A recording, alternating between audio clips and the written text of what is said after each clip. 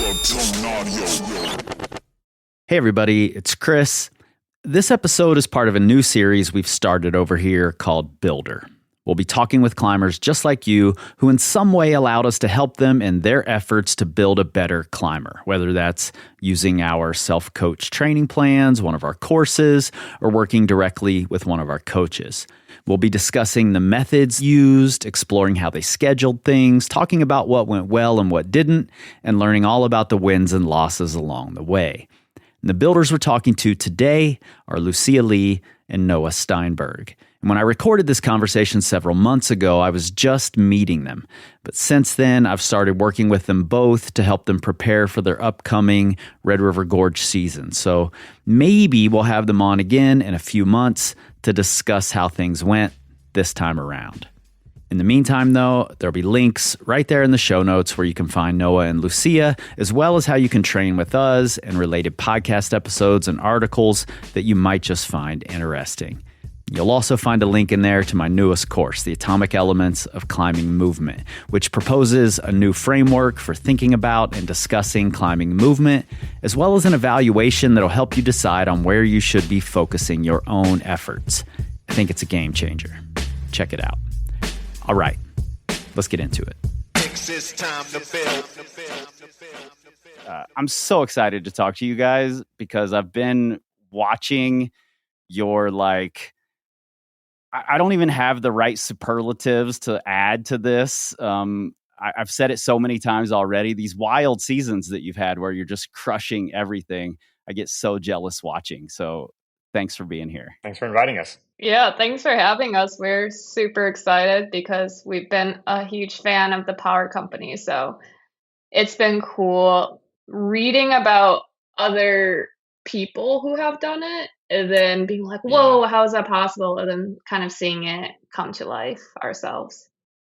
Yeah, I've sort of compared it to seasons I've seen and had in the past there myself. I remember Sam Elias had this crazy breakout season in the Red where he just sent everything. And then Jonathan Segrist came for his first trip to the Red and he sent everything, And then I had a season that felt like my breakout season where I sent a bunch of 13 A's and B's and I think my first C that same season.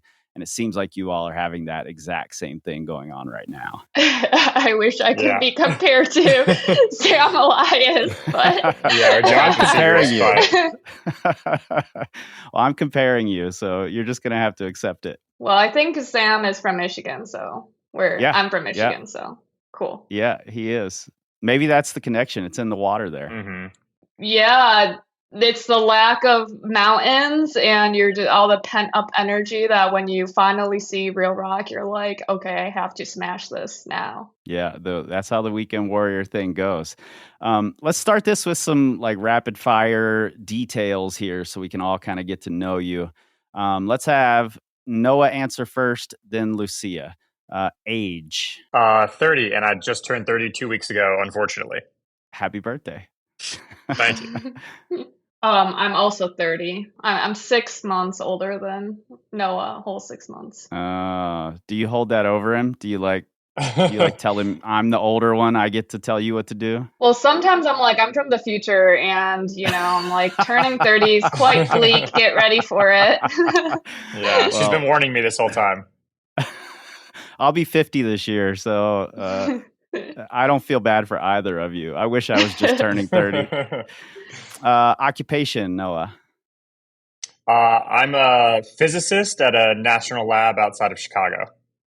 Physicist? I don't even know what a physicist does other than physics.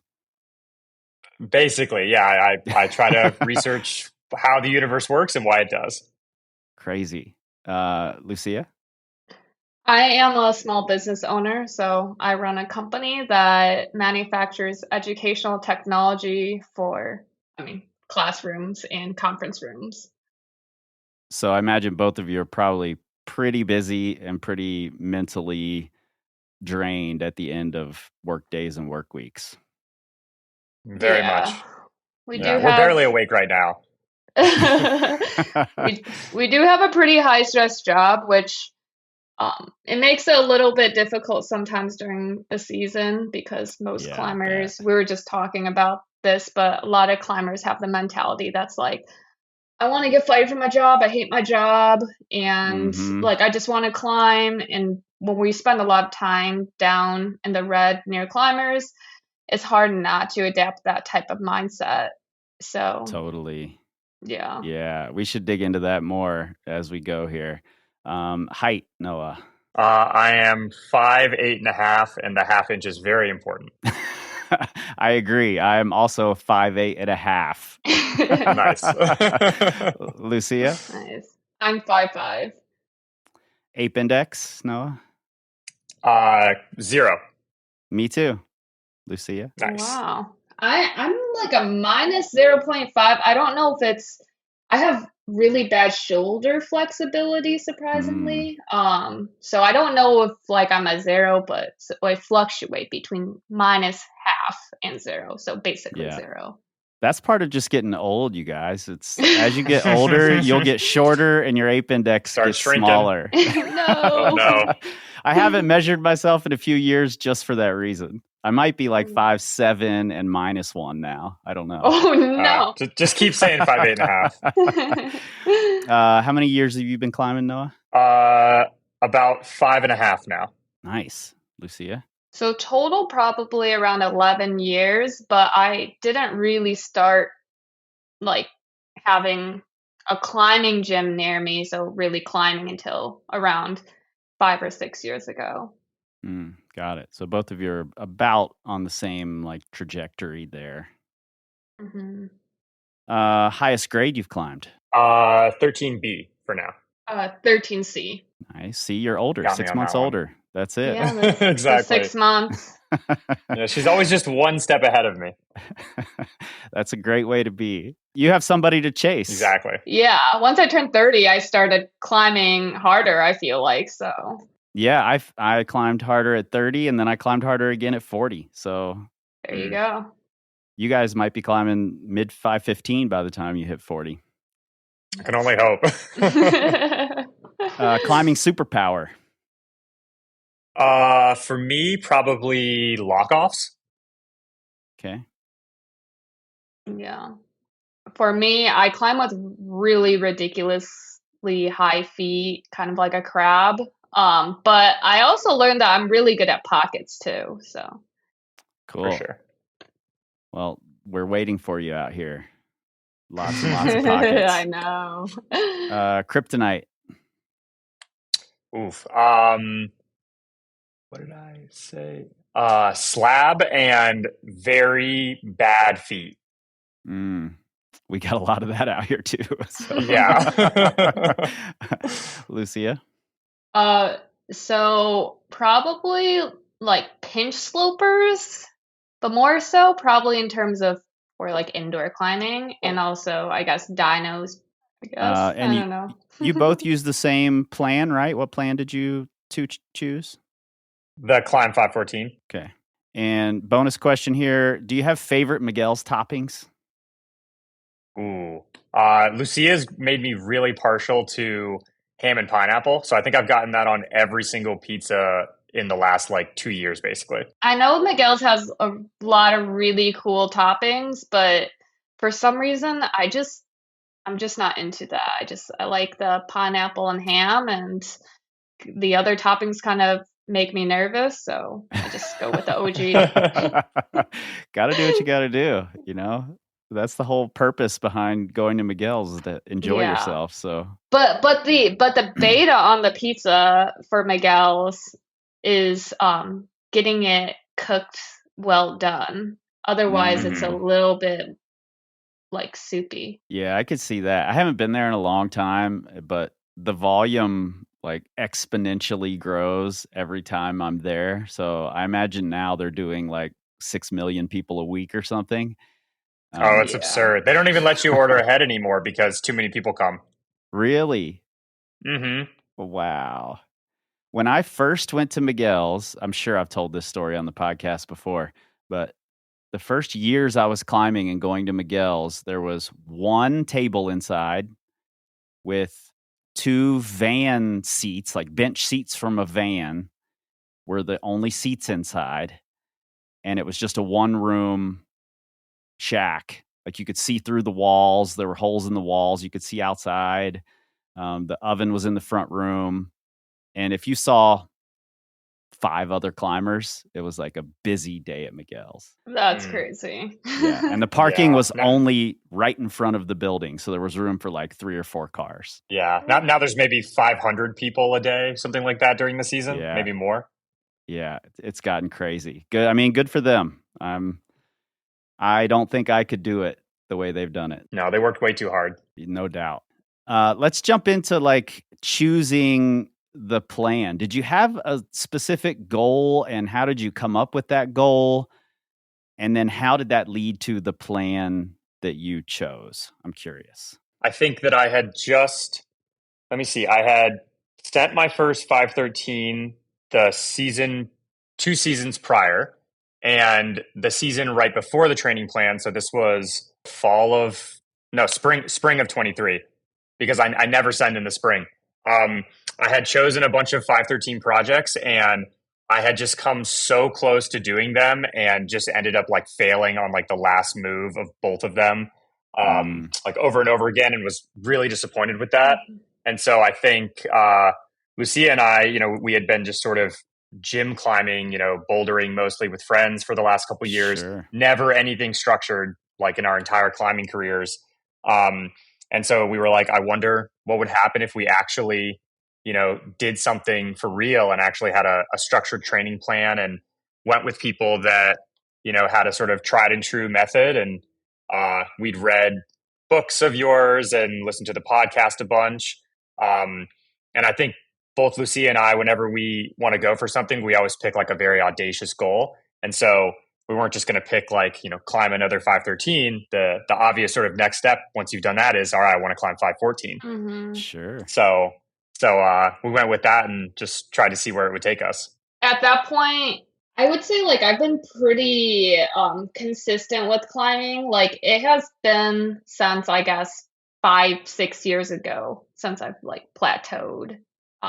Like once I started climbing, I guess I got like, I might have plateaued at 511 and then like got to 512 and then like when I started hitting 13s, they all just felt difficult. Even when I set my first one after that, and I think the next I sent like 113A, and then the next season I sent like another 13 and 12D, and the next season I sent like 2 13s. But there were a couple things. Was one that I like anytime I hopped on a 13B or even looked at a 13B, it just like seemed really freaking hard. I was like, Yeah. okay, well, I climbed a 13A, so naturally I feel like a 13B should feel easier, but it just seemed like the gap was really big, so I couldn't even imagine climbing harder than 13B.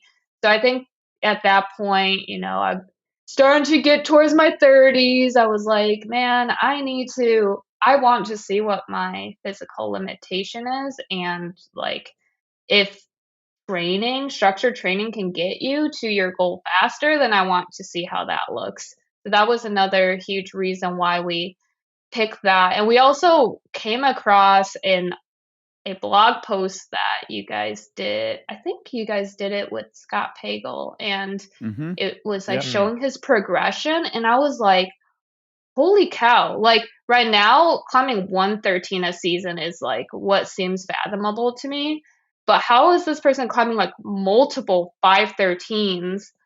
So I'm like, okay, we need to like really figure out a plan. And then we were, like Noah mentioned, like we're just like, yes, I'm gonna try to see what a 514 climbing plan looks like and try to do that. So that's how we were like, we're kind of like, we picked it like kind of, I mean, for sure serious, but we were like a little bit in over our heads when we picked it, I don't think that's necessarily a bad thing. I kind of like that point that you made, Noah, that like we're, why just choose the goal to be another 513? Why not shoot for the moon here? And And I think that's a smart play. It gives you a lot of room to like set little mini goals in between and to celebrate lots of little checkpoints along the way while still staying motivated for this much bigger goal. I think too many people undershoot their goals, and then they have to constantly like reassess and remake their big goals. Why not make a big giant goal and then have these smaller checkpoints along the way that you have to hit while you're getting there. I think that's a smart way to go. Yeah, and I think one of the coolest things that also made us want to choose a plan like this was since we've been going to the Red more and more, we've seen other people that have professional jobs. They work remotely or they run a business or something, and they're all very like us, but they climb so strong and they all just crush all the time. And so we started thinking like, okay, what's the difference between these people and us? If they can do it, why can't we do it too? Was there something that was like holding you back from really considering training before that? Or was it just that, I'm still making progress, I'll just keep doing what I'm doing because it's fun? I thought that training would take the fun out of climbing. I think that was my initial... I hear that a lot. Yeah, initial objection, which I had no evidence that was true. I was just totally guessing. And I just thought like, oh man, like I climb for fun. Like if I train, I'm just going to be bored and I won't get to hang out with friends. And it turned out that none of that was true, actually. Good. It just seemed like a lot of work. And we we were like, we see good progress. And we like bouldering with our friends. Like the summer months are just great for climbing with our friends. But then once we reviewed the training plan, we're like, we can still boulder with our friends and we can have it be structured, and we don't necessarily have to climb for 3 hours to get strong. So I thought that was pretty cool with the training and knowing that you can get a really good workout in like an hour. Yeah, I think that's one of the big misconceptions. And maybe there are training plans out there. In fact, I'm sure there are training plans out there that are like super rigid and don't include tons of climbing. But for most climbers, you can get a lot out of just really focused, intentional climbing.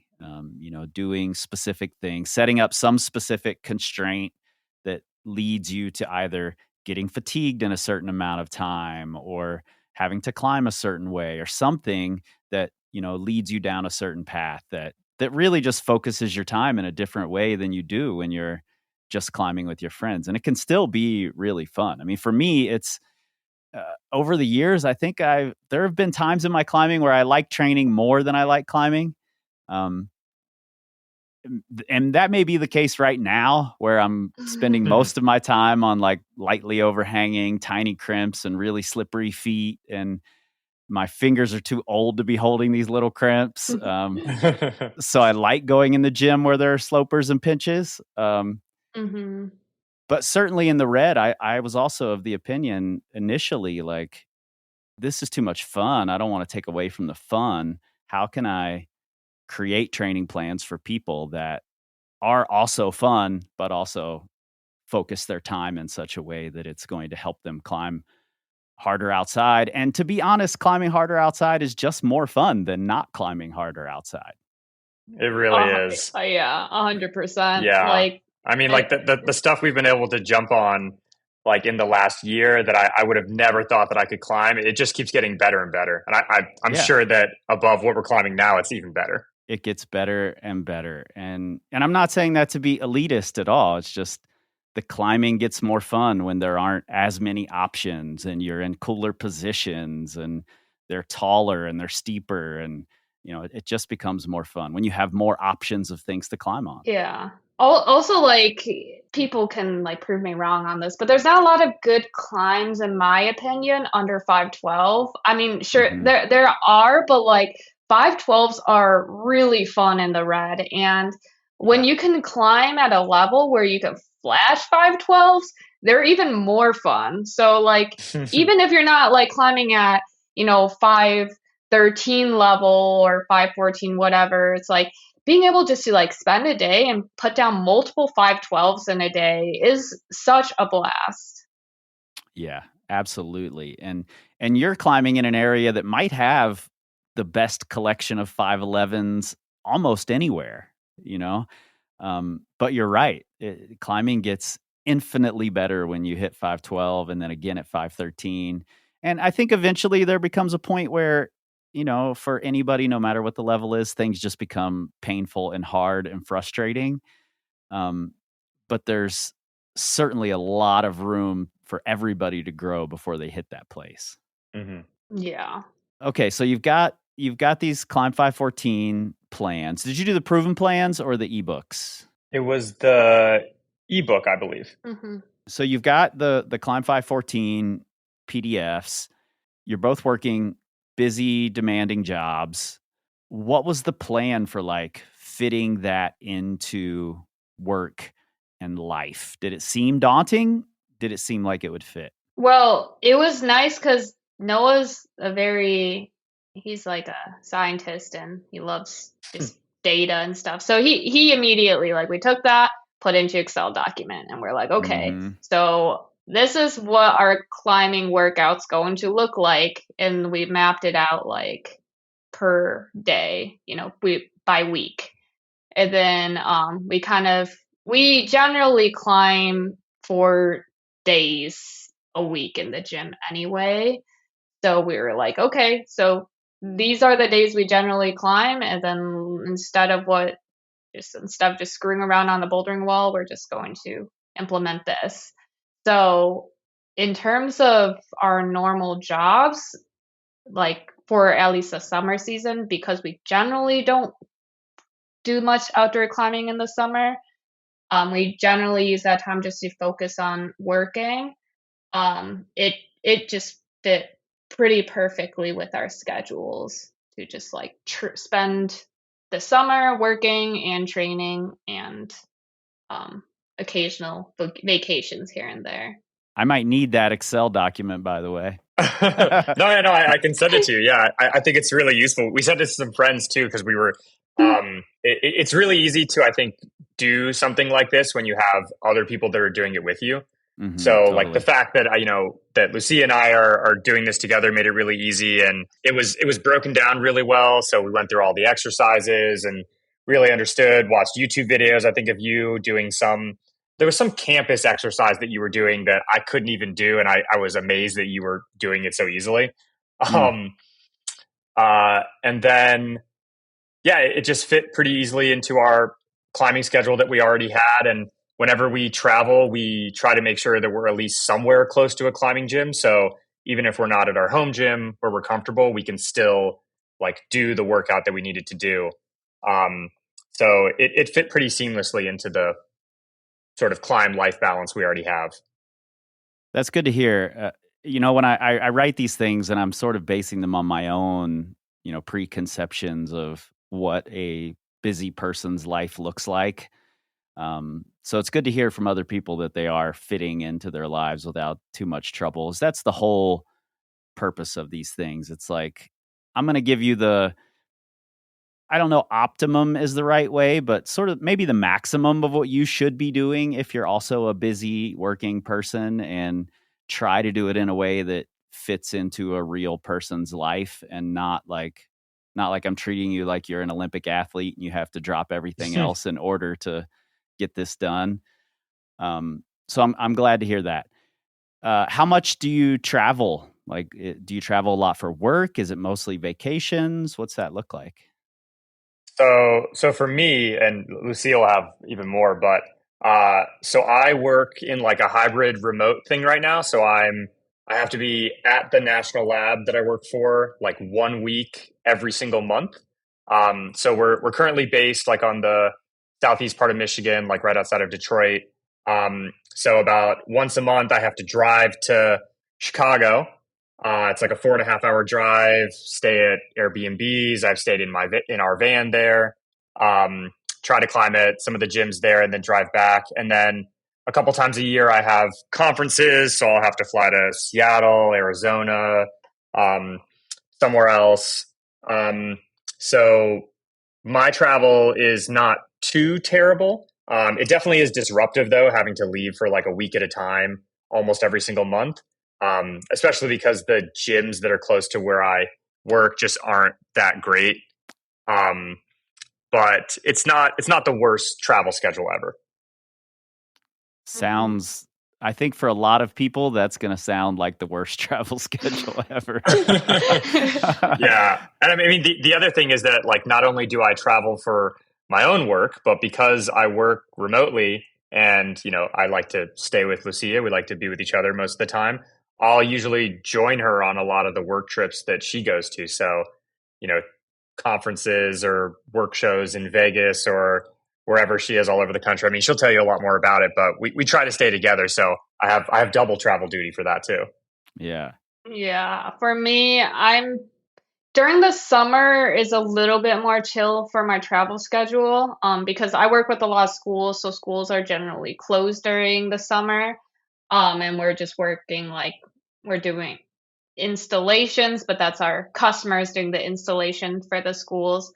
Um, but during like the start of the school year, which is like the beginning of fall and sometimes like late spring, like right before schools are closing, I have to travel a lot to go visit different schools, and I do a lot of trade show travel. So like I literally thought spring was gonna be just like a fun season. I mean, it was fun, but like I didn't think I was going to be able to accomplish anything in spring because my schedule literally looked like, well, in December, I went to China to visit family. That was like just personal travel because finally the China's borders opened. So I went there.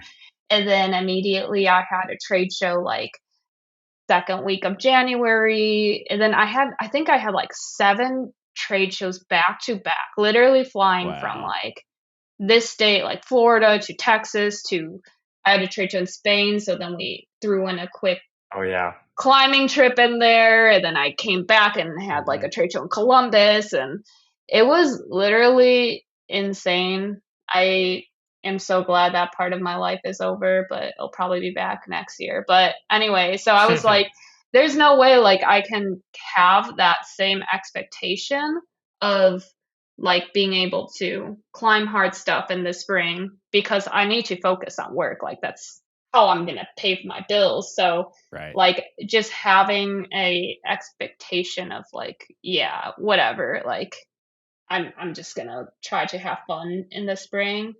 Um so like work is definitely like really intense sometimes, like, and then we do have a house in the Red, so we do spend like our spring and falls down there. So that's why we generally do our training when we're back in Michigan, and we are back in Michigan because I do have an office in Michigan that I like to like spend time at and like, do stuff in the office. So Yeah. we're everywhere. Well, I think that's, I think having a busy travel schedule, whether in the training season or in the performance season, I think that's one of the big benefits of having a schedule that you're following when you're training, because you don't have to put any mental energy toward what do I do in my next session? What does my next block of training look like? You can put that mental energy toward work. And then when you're done with work, there's no like, it's easier to go in and train than when it's this also, big mental drain on you to go to the gym and figure out all the things you're doing. It's really tempting to just skip that when you've had a hard day of work. I see a lot of Yeah. people fall into that trap. And then in the performance season, one of the great things about, having a consistent training schedule is you can show up whether you've been inconsistent and during the performance season or not. You can show up ready to go. Mm-hmm. And for me, that goes a long way. I can keep that in mind during the like pain of the training season, that, oh, I can just go show up and I can do the things that I want to do if I put the time in right now. Instead of Yeah. having that, you hear people all the time like, oh, I'm just trying to get back into shape, or I'm trying to get back to where I was, or I don't want to be in that place. You know, that's a Mm-hmm. sad place to be. So I don't want to be there. I want to be ready when I show up. So for me, that's really what the training does. Mm-hmm. Once you were in it, how did it go? Were there hurdles with the training you didn't expect? Were there parts you didn't like, parts you did like? Talk to me about that. Well, I want to like this kind of goes with that is I do agree like I overall like it went super well. It was definitely very eye-opening like being tired all the time. Like half the time Mm. I thought my fingers were gonna just spontaneously explode on me, but they didn't. So I'm super happy about that. And you know, like trying to have the same expectations I usually do. Because I guess like in the past, our mindset has been 100% on performance, right? Like during Yeah. during the rope climbing season, it's 100% on how well we climb on the ropes. And then it's indoor bouldering, which we qualified as like, oh, this is our training season, but we weren't actually training. We were just bouldering for fun. And like that was still performance because we're going to try to boulder as physically hard as we can. Right. And then we're back on the ropes, you know, kind of thing. So it was definitely a learning curve trying to switch mindsets of being like, okay, well, I'm going to boulder, but first let me do some weighted hangs. Okay, now my fingers feel like they're extremely tired and I might not be able to climb as hard as I can, but I'm still going to try. And then like your friends are like blowing you out of the water on these boulders and trying not to feel butthurt about that. Pretty sure like there were like some days I just like wanted to cry because I was like, I swear I'm stronger than this. But then just like knowing that, you know, going back to what you said of like, well, all you have to do is just show up and do the workout and like trust the process of that. That actually at the end of the day, like after I really got used to training, I did like that because like instead of measuring my progression by how hard or how many boulders I put down that day in turn for like what grade, it was like just completing the workout, and that made me feel just like excited. And that also like my mentality, like my climbing and my work mentality, they really overlap. So like when I'm having good climbing day, like when I'm like, yes, I'm making progress in my climbing, I also like feel better as like a normal functioning human in Mm. society too. So Mm-hmm. like summer months are like quite exciting. Like when we start training, it feels really exciting. That's cool. That's a cool thing I hadn't really thought about in conjunction with the training is like it also is just a I mean, I feel it, so it's not that I haven't thought about it, it's that I haven't thought about it in terms of, like, everyone else out there who's working these busy lives, stressful jobs. This is also a mental health thing, and going climbing for enjoyment Mhm. is absolutely a great mental health thing, but training can be as well. It certainly is for me. You know, if I'm Mhm. having a stressful day, I can disappear into the gym and just do some mindless endurance and walk out feeling way better than when I walked in. So Mhm. definitely an important part of it.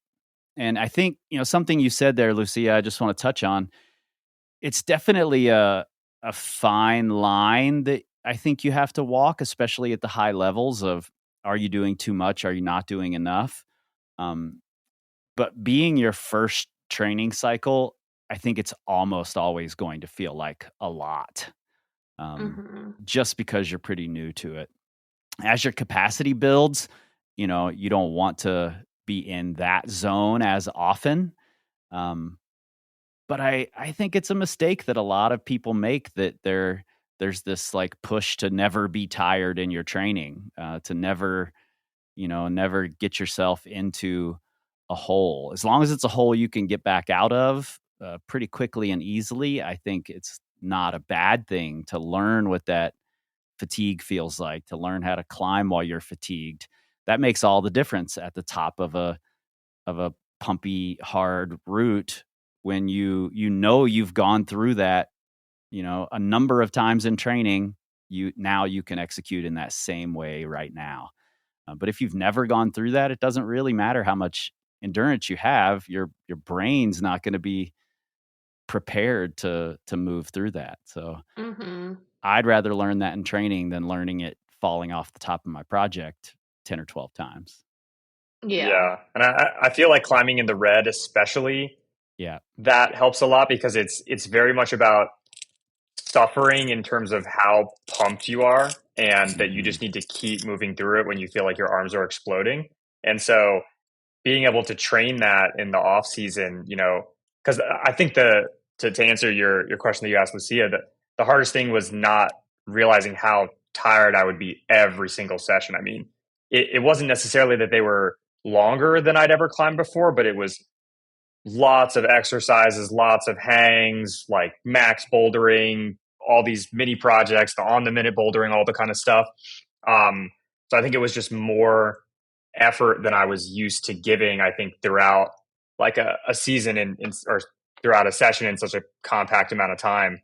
But I think it paid off really, really well, all the effort that you had to put in. Good. Were there any parts that surprised you that at first you were like, oh, I'm going to hate this. This is stupid. And then you ended up kind of looking forward to it in a sadistic sort of way? So I never repeat climbs. I don't know why. That was just like a thing, and I think Lucia is the same way. Like you send a boulder, you did it, it's in the past, you move on to the next thing. Yeah. But the 3-strike repeats became like one of my favorite exercises to do because you could take a boulder that, might have taken you a session or 2 sessions, like 30, 40 attempts to actually do. And then you come in the next session and you have 3 tries to do it. And, the pressure is on, you don't want to waste your attempts. So it makes you climb perfectly. And I think the coolest thing was we were able to surprise ourselves with how hard of climbs we could do, or we could repeat, in those 2 or 3 attempts that took you forever before. I love that. The pressure of those things is such an important part of it to me. Especially if you're the type of person who can like convince yourself that pressure is real, and you can't just blow it off. That means so much especially when you're a weekend warrior or, your trip is ending tomorrow and you've got one more try. Now's the time when you have to turn it on. That's what those sorts of things are all about. And the being able to surprise yourself with, I can repeat things much harder than I thought I could. I was scared of unsending or whatever. And now I'm learning that, if I just give it another extra try or 2, I can repeat it kind of at will. That's going to show up so much. And I remember when the force became one of my warm-ups for swing line, I would do the force twice as a warm-up. And my brain from a few years ago would have exploded because using 13A as a warm-up didn't even seem like a remote possibility to baby climber Chris, but repeating things and learning that, I can climb much harder over and over than I ever thought I could allows you to start thinking bigger and bigger in terms of what can I actually achieve. Yeah, especially like the pressure aspect that you were talking about. For me, I'm historically bad at flashing things. It has never been my strength. I think I'd flashed 112A by the time I sent my first 13. It's just not a skill that I've had. But trying to get better at climbing under pressure and executing and not letting yourself fall, even if you feel like you're going to, I think that's paid off dividends. And I've gotten much, much better at that in the past 2 seasons now. Cool. Anything that surprised you about it, Lucia? I definitely agree. The repeating the hardest climbs, I don't think any climber ever wants to do that. Because usually when you're sending your hardest climb, you're blacked out. But maybe that's the reason why you should redo it, so you can focus on all the micro movements that it takes to send that route. one thing that definitely surprised me was like the amount of max hangs that I could do, just like the progression of that. Like literally, I was like, I can't even pull on it. What max hangs did we do on like a 15 mil or something, or I was think it it was 20? 20 mil, and Yeah, like I like couldn't even hang off of body weight, so I couldn't even imagine doing that. But what it definitely showed me like how to engage my body. Mm. So I really ended up liking the max hangs, even though they were very intense. That's cool. The repeater thing that you said no climber likes that has always been so funny to me because I come from a skateboarding life, before skateboarding and gymnastics before I was a climber. And in both of those, you learn the hardest thing that you can do, and then you learn how to repeat it over and over and over so you can do it back to back with other hard things. So it's just sort of built into, oh, I just did this hard thing. Let me figure out how to do that over and over again now. Hmm. But you're totally right. With climbing, that's not the way we operate. So, it just gets pushed to the side. So Yeah, funny. it almost makes you think that like I mean, we all know that climbing is like a skill-based sport, but I think a lot of the times we convince ourselves it's like a strength-based sport. So Yeah, we totally. we're like scared that if we do something again, we just don't have it in us. But I think what repeating a hard climb shows us that is that climbing truly is a skill-based sport, and like learning how to engage the smallest muscle groups or the smallest micro movements to make you be able to send a climb more easily is such a good thing to learn.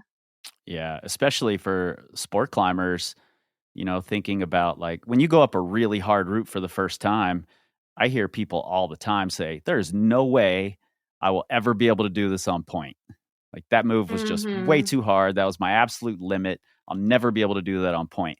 But then 3 weeks later, they're falling at the final move of the crux or something. And you're like, hey, remember when you said you'd never be able to do those moves on point? Now you're doing them. And Mhm. and that repeating boulders, especially the hardest things, uh, can really give you some belief in that place where when you do a really hard boulder up on a route, it's just easier to see like, oh, I'll be able to do that repeatedly once I dial it in a little more. Yeah. How far are you from the Red when you're in Michigan? What's the drive like? it's about 6.5 hours to get down there to our house. Got it. And how long do you usually stay at the house? Like, are you back and forth pretty often? Do you spend most of the season down there? What's that look like for you?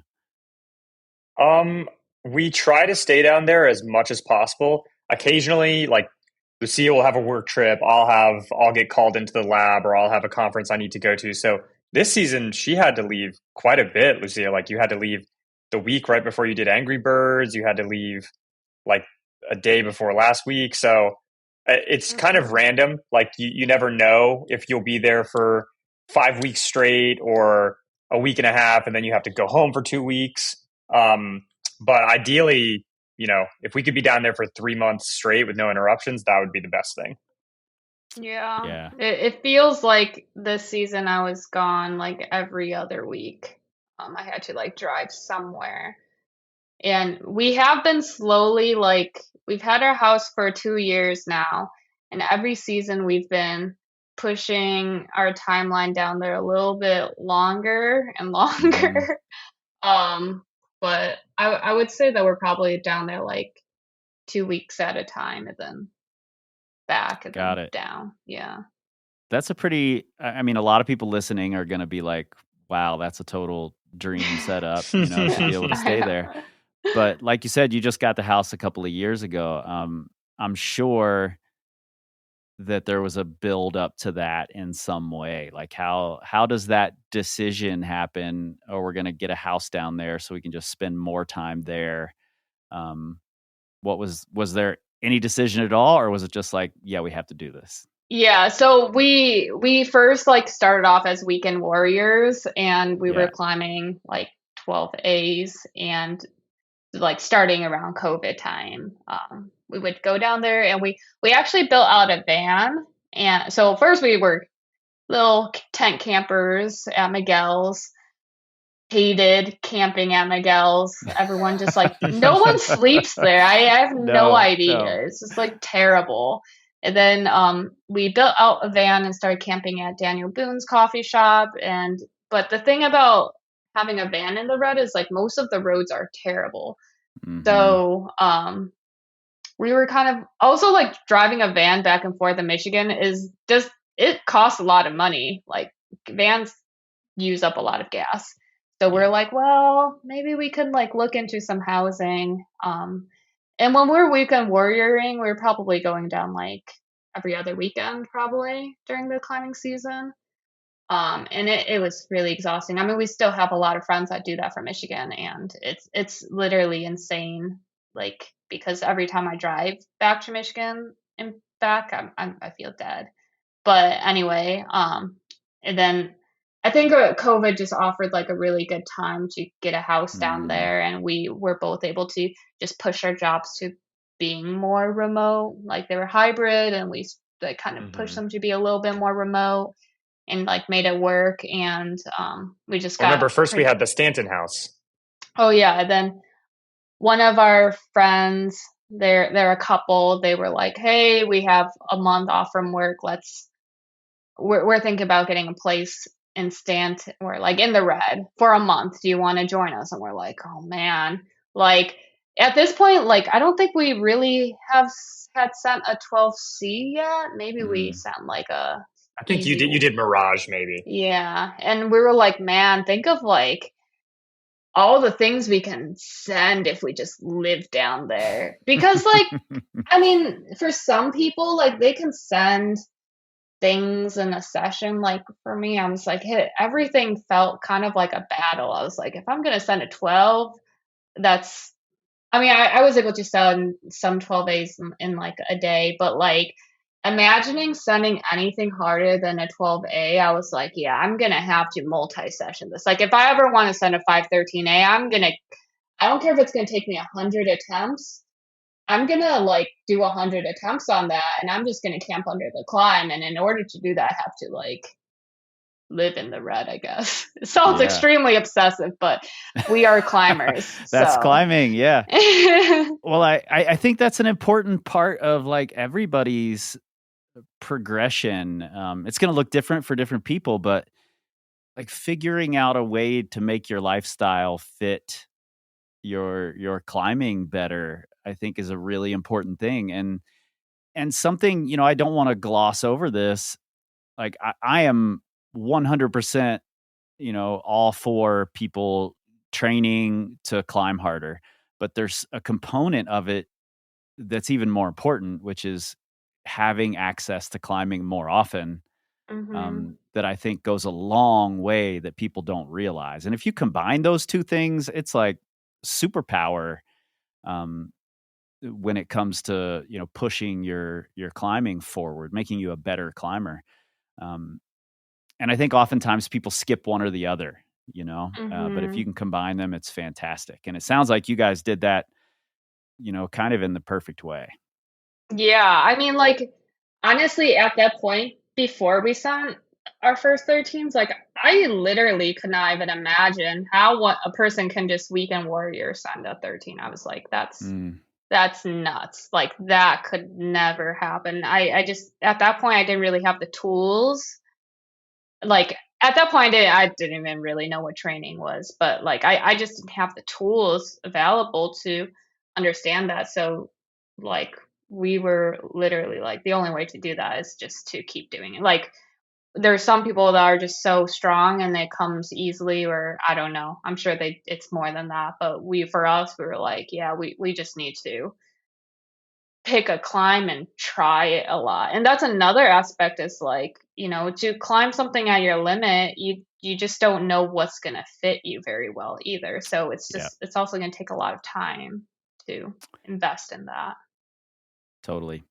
When you did get out after the training, were there like were there ways that you saw the training start to show up? Was there anything that really punched you in the face and was like, "Oh, this is something that would not have happened before we trained"? It's hard to say because the seasons in the red are very strange because, And gotten you stranger. know, they've gotten strange with the weather and everything too. And so I remember we got smacked with like terrible weather for something like the first month and a half of the season. Really, it was just hot and humid the entire time. And I also think the other thing, I don't really know how this goes at other places, but at least for us in the red, oftentimes what will happen is we will, be climbing okay, nothing fantastic, and then you'll hit this sort of 2 week period where you have maximum endurance, max power, and you just crush like every single one of your projects. So I know that one of the things for me is that I actually sent one of my projects really early in the season. And that almost never happens. They almost always come like closer to the end or, maybe in the middle. But I did Dirty Smelly Hippie maybe like the second week of that season. And it had always been something that like stumped me at the top. Like the boulder problem was really hard. Clipping the last bolt was always hard. And I never felt like I had like the try hard to give it that I needed. And Lucia had to even remind me, like, because I kept falling off the last move, that like, okay, maybe you just need to try harder. Like maybe that's what you're missing. And so like having the ability to try hard and be that strong early in the season, I think was something that surprised me. Mhm. Yeah. I think we usually need like a ramp up period. Like we just like, oh yeah, getting outside and feeling around and getting on a couple 12s and like working our way up, and like we still do that, but I think we were able to, like Noah mentioned, like ramp up a lot faster despite like the we did the plan in the summer, and like the fall was really hot for a Yeah. while before the temps got good. So just like feeling really strong and confident immediately. It usually takes us like a month to build just confidence and such climbing outside. hmm I actually think in the red, that's like it's an interesting benefit in the fall that you don't get it all in the spring. Is like you get to sort of ramp into the fall a little bit, depending on how you time things. Like if your training is wrapping up like end of October, nowadays, that sort of seems about right. And then you're really firing like second week of November or something, and you've got a big window of hopefully good weather. But in the spring, it's like there might be a week of good conditions, and you Mhm. have Mm-hmm. to be ready when it's time, because it could be 100 degrees a week or two later. It's so hard to Mhm. time it well in the spring, and you want to hit the ground, at full speed in the spring, and you don't get that like ramp up period. Mhm. Definitely. There is something nice though about the spring over the fall is you get way longer days. That's true. So it's you can climb on the weekdays after work, which is super nice, but you are like super anxious fighting the, you know, Yeah, with the the ticking bad bomb of conditions coming. heat. Yeah. Well, tell me about those first couple. So you've had a couple of seasons, right? Since you did the Mm-hmm. training plan, have you had three or just two? Just two. We Two. did the fall and the spring. Okay. Tell me about the seasons. You had climbed a 13 or a couple 13s prior, right? Yeah. So I guess I'll go first. So I had Mhm. done one 13A the spring of no, the fall of 22. And so in the spring of 23, I had like fallen off the top of Convicted, like, I don't know, like 10, 12 times, like something on that last stab move That over and over. move. And Yeah. I know it's literally the worst. And then Skin Boat 2 right next to it, I'd fallen off of, and So then the next season in the fall, I was super determined to finish those off. But then I think we got a little bit distracted by some other things. I went and I did Dirty Smelly Hippie pretty fast. That was my first 13B, if you want to call it that. And then one of the coolest things was that Lucia and I had always wanted to try the Legend, just because it's got the coolest name. It's in like a super beautiful old school crag, and I had always like seen all these strong people trying it and falling off the boulder problem at the bottom. But then we tried it, and we realized almost right away that we could actually do it. And so I think is it still the fastest one we've done, Lucia? Yeah, I think so. Well, okay, maybe you did Spank faster. Yeah. But yeah, we were able to do that one super quickly, which was amazing because it's a totally different style, like shorter and bouldery than we've ever really done before. And so, the fact that I had already done 2 that season, and this was maybe middle of the season at that point, and previously my best was like squeaking out 1 right at the end of the season. It was already a success. And then we returned to the mother load after that, which is basically where we'd been climbing like exclusively up until then for the last couple seasons. And I was able to do Skin Boat, which was like a project I'd been falling off a lot pretty quickly. And then Convicted, I like finally conquered like right at the end of the season, which was really amazing and felt like a really good reward to cap off the whole thing. So it was an incredible season. I mean, I climbed harder than I ever had. I couldn't believe the fact that we could like do all of these things within one season, and just felt strong doing them and confident the entire time. Nice. I mean, Noah went from climbing 113 like 2 seasons prior to that. He didn't get anything in the spring. He came close, but couldn't finish it off to climbing 413s after he did the training plan. Like we were like, whoa, okay, that's quite crazy. This works. Yeah. So I would say that was like definitely a huge success. So then for me, I definitely successfully pushed what I thought was my next level. So I had climbed a couple 13s beforehand. Like I climbed before, I would climb like 1 to 2 13s every season, like Snooker, then Dirty Smelly, and then I think Skin Boat and Convicted. And then that season I climbed Flower Power in the Madness Cave, which I just thought like I honestly like I had been avoiding climbs in the Madness Cave forever. But I finished off all like the 13s in that area of the mother load, and then like I was like, well, I guess Noah's still climbing Skin Boat and Convicted. Guess I have to do this. And then like my friends were encouraging me, and everyone's like, yeah, it's so cool, you have to do it. So I was like, okay, I guess so. And I was like, man, this is gonna take me forever to send this long climb. Like the first time Noah belayed me on it took me like more than an hour, I feel like. And I was like, I hate climbs with ledges because it just makes you climb for longer. And there's so many things that I didn't like about the climb, primarily just because I was intimidated by it. But like I was able to put it down that season despite having some things that happened, like getting bit by a bat. And like I honestly, let's not gloss over that. let's talk about the getting bit by a bat. Did you get bit on Flower Power? Yeah. So like, being scared of the route, when I was exiting the rest, it can pump you out like the way you exit the rest of Flower Power. And I was like, ooh, I found this cheeky hand jam. I'm gonna stick my hand as deep in this hole as possible. I thought I was like hacking. I was like, yes, I'm gonna hand jam and reach as far as I can.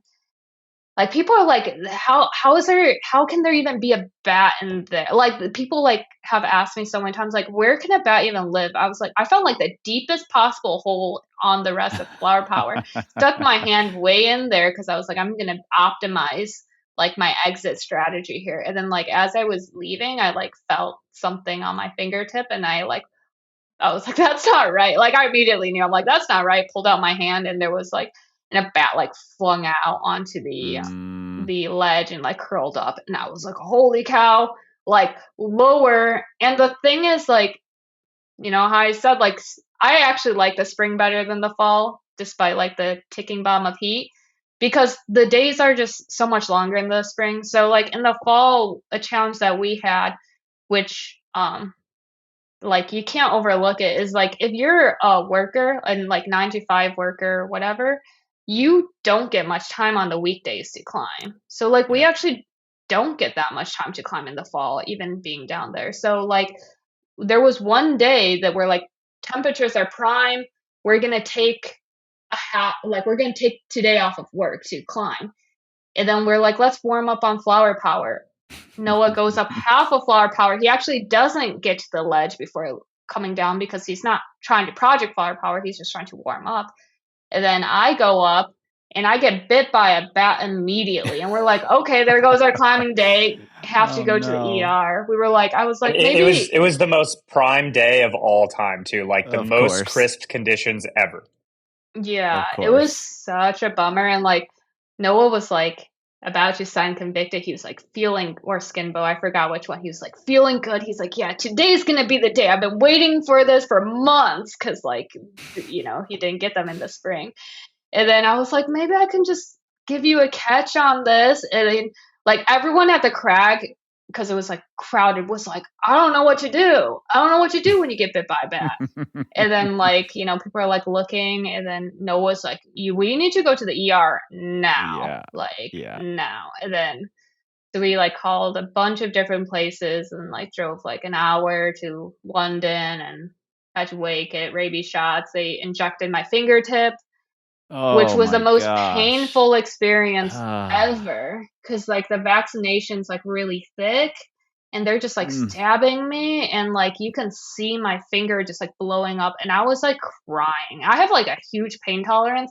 I was like crying, and like it was literally the most painful experience. And then afterwards I went home and I just cried because I'm like, my season's over. My fingertips fucked up from like them injecting me. Yeah. I almost cried just listening to you say I got a shot in my fingertip. Yeah, it was like a huge shot to put in there. And like, yeah, then after that, I had an allergic reaction to the vaccination. Well, I had to get like 4 shots. I had to drive to Lexington 4 times, which is an hour and a half from my house, to get like follow-up vaccinations.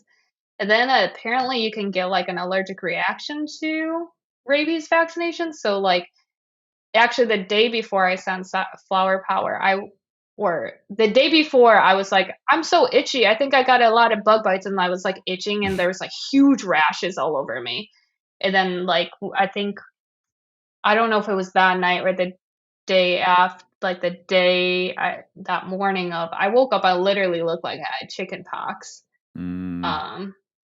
Yeah. And then I took like Benadryl, and fall asleep on the ledge.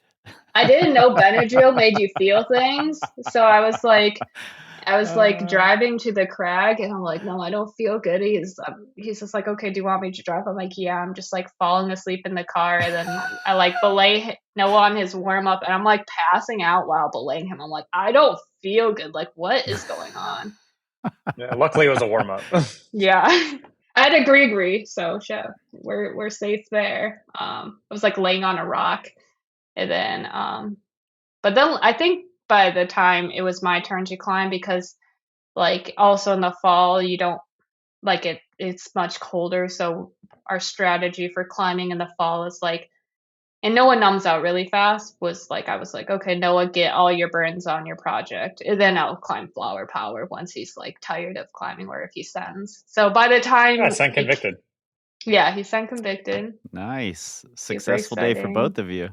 Yeah, then I sent flower power, and it was awesome. Yeah, we joke to everybody that the secret to sending is bat vaccine and Benadryl. Yeah. We're going to bottle it and sell it. There's some sort of like vampire you must have turned into. I think that's how it goes. Yeah, bats. I've never been bitten by a bat in the red, but I've like stared down bats with my fingers next to them a lot of times, especially climbing like scary trad routes in the red way back in the day. I have one memory. I think the route's called Cruise Master. It's at Longwall. It's like a run out 11B thing. And I knew where the nut placement was. That's like right in the middle of this long run out. And there was a bat in the nut placement. And I sat there for like 10 minutes, like blowing on the bat, like, come on, man. And he didn't move. So like big run out, carefully climbing around the bat, you know. And I almost got into a fight at Military Wall yelling at somebody who was trying to kill a bat. That was on a route. They were like shoving a stick in the hole, and I had to. My wife is a bat lover, and she's like, "Make them stop! Make them stop!" And I was like, "Okay, I have to put my foot down now." Yeah, I'm like, that bat probably thought it was getting seriously attacked by me because no doubt. Because like Noah has had experiences, like he was climbing Bundle of Joy this season, and like he heard some chirpings. And he was like, how do I know if I got bit by a bat or not? I'm like, you'll feel it.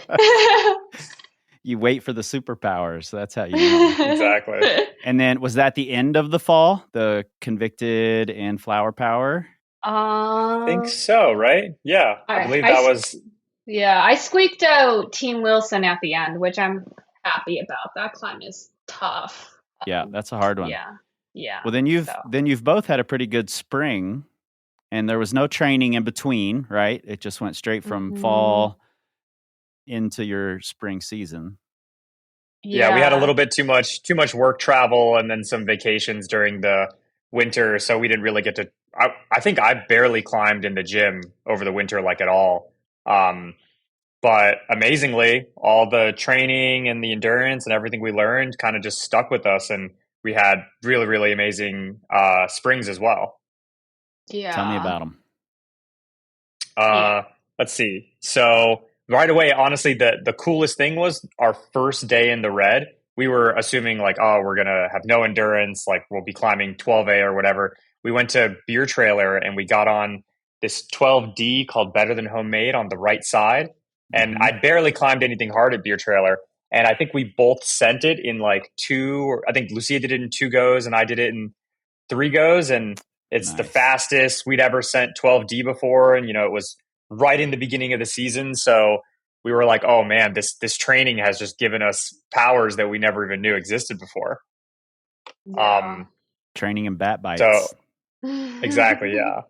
So that was really cool. It was funny because, like, the beginning of every season, I'm sure everyone feels this way. You get to a climb, you're a little timid, and my friends like, you should hop on that 12D, and I was like, man, there's like no holds on that, and I was like really intimidated. I literally was like, first attempt on it, just like was hang dogging, like pulling on draws to get through, like scared, and then I just like rested and pulled back on second go and just sent it. And I was like, what the hell just happened right there? Like, that's insane. And yeah, like after that, we had, the spring was a really weird season this season. Like the temperatures were really bad. Like it got pretty bad. Oh, but we did have like a solid month. So, without much ramping up, like with usually, again, we would start with a couple 12s before hopping on our season project. Like I hopped on Angry Birds and like immediately felt pretty good. And that is the hardest thing I've ever like tried. Angry Birds is a 13C and like, started climbing it, not thinking much. And then it went down pretty fast, like in like 3-ish weeks. And that I had to travel back and forth too. Like every time I left and came back, actually, I made a lot of good progress on the climb. And like literally, again, coming into the season, I was like, it's going to be a throwaway season. I have literally back-to-back trade shows. I had to go to China. Like I didn't get that much time to like climb at all, and I think it was just like a lot of the, I don't know, residual training from like the summer carried all the way over into the spring. And yeah, I was able to send like Angry Birds, and then I sent like Spank and like 3 goes, and then and this is like I didn't even climb like a 12 at this point, and then we had like a day where we just climbed 12s, and I just like flashed a bunch of 12s at Solarium, and Oh then yeah, that was fun. yeah, then I put down at the last day of our season when it was 70% humidity, I put down Elephant Man, which was just craziness because that the crux of Elephant Man's like pure slopers, and like Yeah, I was gonna everyone was say like, yeah, you're talking about a lot of slopey, pinchy things here, and I'm pretty sure yeah. you said that was a weakness for you early on, but it sounds like you're crushing those things to me. Yeah, it was like funny because like I was like, I feel like I'm getting better at this climb, but the conditions are just getting worse. And then my friend's like, those pinches are not even gonna feel bad in like good temps. It's all good. And then, but we're like, whatever. Like, I really enjoyed climbing Elephant Man, so we went back there, and it actually only took me like 4 sessions, which is pretty fast for that grade for me. And we were just like, wow, it's wet outside. It's legit wet. Like, it's Yeah. so bad. Like, no one was climbing. There was one car in the parking lot on a Saturday, which says a lot. Mm-hmm. And then I sent it third go of the day, and I was like, holy cow, this is nuts. Time to I love it. send in the mank. And what a great 13C, first 13C Angry Birds is. And Elephant Man's such a it's such a stout, bouldery, off the ground kind of a boulder to be able to do that, not only in bad conditions, but kind of as a season wrap up, having not trained for almost a year at that point. Mm-hmm. That's impressive. That's very cool. Yeah, and like also like I think one thing that um I definitely noticed was like I hopped on a couple other hard climbs too. Like I hopped on Eternal Fire Mm, and the Madness, and like they just felt doable. And I yeah. like so I mean I'm definitely gonna hop back on them next season, but that's just not something I ever thought I would say. Like climbing the So cool. Madness, that's like a crazy thing for me. So cool. I just told this story, I think 2 days ago, and I'm not sure why it came up, but the first time my now wife ever saw me rock climb outside was the day I sent the Madness. And she wasn't super familiar with climbing outside or how it looked and how it worked.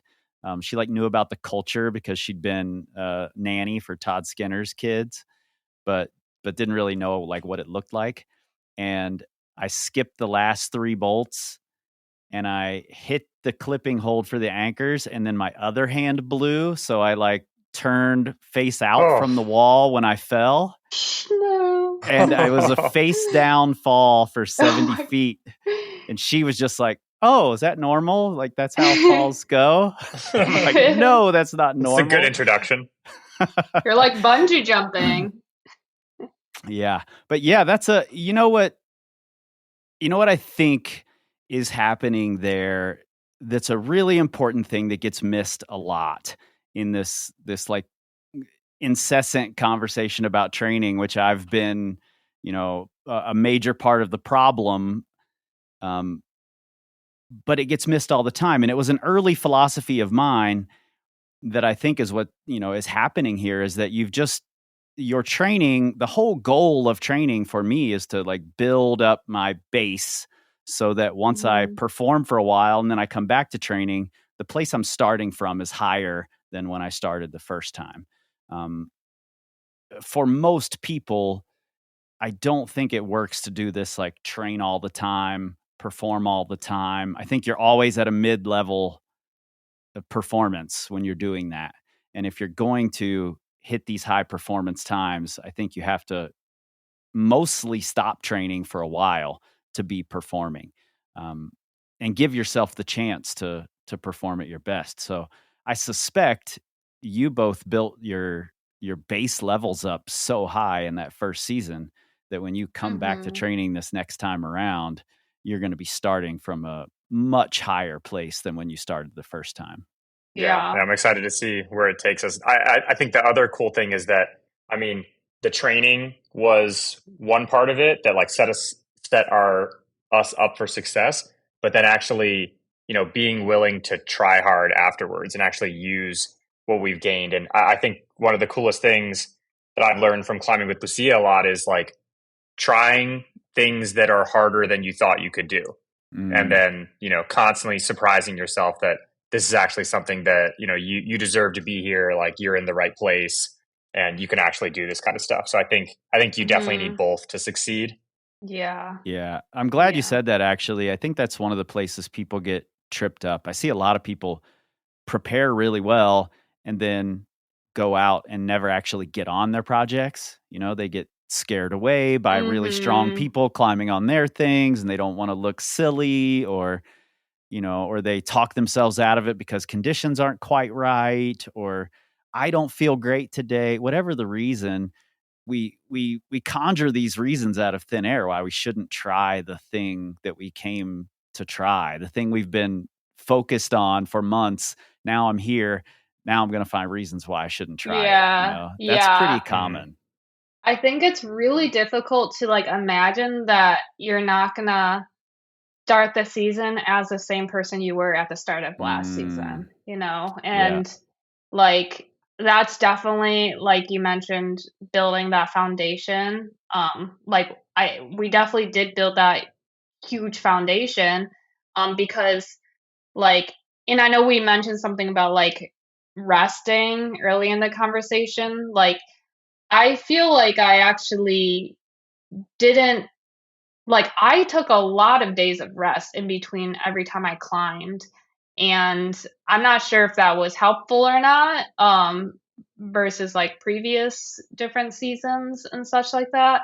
But like I just felt like climbing was just like less of a battle the last two Mm, seasons. Like it was just like I just went out, climbed, you know, made progress. Like I never really didn't make progress every time I went outside. Like I always high pointed, even if it was like a millimeter, and like just kept yeah. seeing that good progress, even if I had to take like 5 days off because of work travel or something like that. So Hmm. that was really cool. And like we have these friends that have been climbing with us the last two seasons, and like she was falling at the end of snooker. Well, she literally fell at the last move, and like this season, she was like literally avoiding getting back on the climb, and I was like, "Hey, like, you gonna get back on it?" And she was like avoiding until finally she was like, "Fine, I'm avoiding the climb," and then she like sent it in 2 sessions, after she Nice. faced her fear. She's like, "I'm just so scared I'm gonna do the same thing as last season." I'm like, Yeah. "No, that's not gonna happen if you put the work into it." Yeah, I mean, I wrote about that a lot in my book, the ways we hold ourselves back, with all these excuses masquerading as real reasons. But it really is probably the biggest hurdle for most people. There were two things that I told myself, like when I was climbing Angry Birds. One was because Dune came out. We like joked around and we talked about like climbing being like this pain box, and I don't know if you watched Dune, and I sorry for any spoiler alerts. I'm not really spoiling anything. But basically like one quote that was mentioned in the movie was like what was it? No, it was like fear is the biggest mind killer. Yeah, fear is the mind killer. Hmm. Yeah, it's like fear is a mind killer. So just like there's just so much performance anxiety when you're climbing at such a high level like that. And Yeah. along with like our high stress jobs, you're just like it's like, how much pressure can you handle on a daily basis? It's so hard, but at the same time, like, you want to succeed in climbing. I mean, that's why you're down there. Like, that's why we spend our seasons down there, because we want to see where we can physically push ourselves. And then it's really easy just to be like, yeah, I don't want to get my project, make excuses because I just don't want to face more anxiety. But one thing that Noah told me, because I was like, when I was starting to get close on Angry Birds, like Angry Birds has 2 or 3 main cruxes, and literally both of like the first 2 cruxes, I was like, it's like a 20%. Like the percentages started getting higher, but like at first I'm like, it's like a 20% chance I can stick the first crux. Never stick the first crux. It's like a 10% chance I can even stick the upper crux. So like that thought, I'm like, it's like a 1 in 20 chances I could send this climb. And I don't know where that one is going to fall in those 20 attempts. So it's like extremely discouraging being like, you know, I then have to do it again and again. And like one thing he said to me was just like, don't don't give up before you even tried, you know? Yeah. And that was really important for me because I'm not even giving myself a shot if I just like automatically give myself excuses and give up. Yeah, such an important part of all of it. And one of the things I think training does for people is, I don't know that I would call this necessarily empowering, though I do think it is an empowering thing.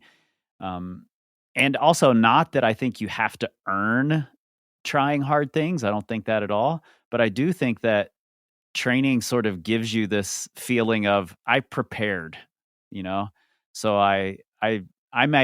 I'm going to deserve this more, or I'm going to be more comfortable here because I know I've prepared.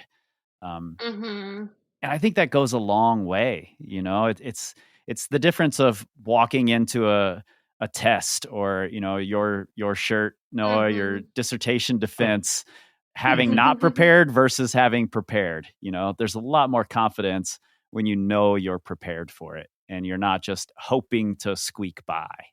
And for me, training does a lot of that work. Yeah. And like this season for Noah, he on-sighted so many 12s. Like he had a great season in terms of pushing his limit, but like he went from being able to on-sight 112 like last season to I think he like on-sight or flashed I a think I think I lot. flashed like 6 of them this season. Nice. And you had a 5/5/12 day just recently, right? I did. Yeah, that was probably my best day of, even though, it wasn't like the highest grades ever, the fact that I could do so many hard routes moderate to hard routes in a day and do them all first try. I never even fell once that day, which was like the most amazing Wow. thing. That's a cool day I to even have. I even sent Chainsaw, which was the ultimate mega project. Because I only got on it when I was tired before. Yeah. It was like 85 degrees that day too. Yeah, it was hot. Yeah. So that was a good day, and I think we couldn't have done it without all the prep that we've been doing for the past year. Well, I'm psyched to watch what happens next season. You guys have given me a great, like, entertaining last couple of seasons, getting to watch you two. I didn't know either of you. I don't even know. Maybe one of you tagged me in something early on a couple of seasons ago, but I started taking notice at that point, and it's been really fun to watch. So thanks for all of the psych and entertainment and jealousy. I'm definitely jealous you guys are getting to climb those routes for the first time. A big piece of my heart is still there. So thank you. Yeah. No, it's been really awesome. Like we love power companies, like the podcast we listen to down while we're driving down to the Red, and like I think I first stumbled upon the power company stuff from the book, like Snap the Banana. My friend Yeah. gifted me it, and just like looking at Nice. it and being like, okay, no excuses. Like, stop giving yourself excuses, and like, but in like a really like positive type of way, Yeah. and It's a loving slap in your face. yeah. Yeah. And I think you have a what is it? An episode on like try hard or effort. It's like one of the rewind episodes. I think that's my favorite climbing podcast like ever that we listened to. We were listening to it while driving down, and we were just getting like so psyched like the entire time. So we appreciate all the content that you produce and the psych that you provide us all. Good. I'm glad you guys find it helpful. Tell your friend I said thank you for gifting you the book. It means a lot. If people want to find you all online, where can they do that? I know you have a YouTube channel, Beta Addicts, right? Yeah. Yes. Yeah. Check out our YouTube, we try to like post... and subscribe. Yeah. We try to post all the routes that we climb just for fun. Just, we put our friends on there too. It's just a cool place to sort of like conglomerate all the climbing that we've done. Yeah. Well, I actually really appreciate that because there's so many boulder videos. Like boulder videos are just ubiquitous. I don't know if there's a boulder in the United States you can't find a beta video on. But it's much harder to find route videos. So it's cool to have that there. And I actually have a client from Australia coming to the Red later this year. And I'm like, oh, well, I've got the perfect beta video site for you. You can go find all the good routes here. Yeah, that's awesome. That's awesome. Yeah. And then you can also find us on our Instagrams too. Mine's Lucia in the Sky with 3 Ys. I don't know what Noah's is, but yeah. Yeah, I think it's Noah Steinberg 94, but everything's on the YouTube channel too. Yeah, go to Beta Addicts. I'll have links to all of that in the show notes so that you guys can find Noah and Lucia easily. And you'll also find links there to the Proven Plans, our YouTube, where I've been investing a ton of time and energy, probably too much time and energy, but I'm putting it there. And our newsletter, The Current, where once a month I connect the dots between all of the things we've been making so that together we can all learn, grow, and excel. You two, thank you so much for sitting down, for having this conversation, for taking an hour and a half out of your busy lives. I appreciate it so much. Thank you. Yeah, thank you. Thanks for having us.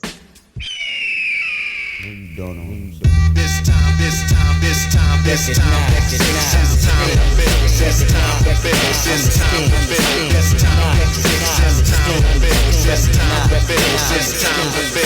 time